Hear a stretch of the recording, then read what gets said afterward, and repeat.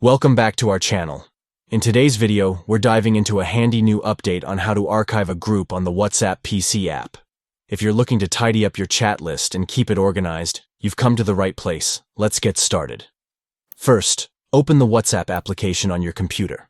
Make sure you're logged in and ready to manage your chats. Once you're in, take a look at your chat list. Scroll through and find the group you want to hide.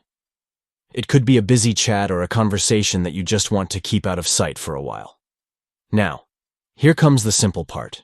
Right-click on the selected group chat.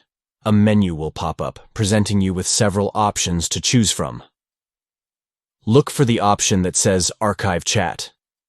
Click on it, and just like that, the group will be archived. Archiving is an excellent way to keep your WhatsApp organized without having to delete any conversations.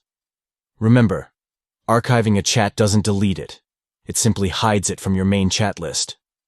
If you want to revisit the group later, you can easily unarchive it. That's it.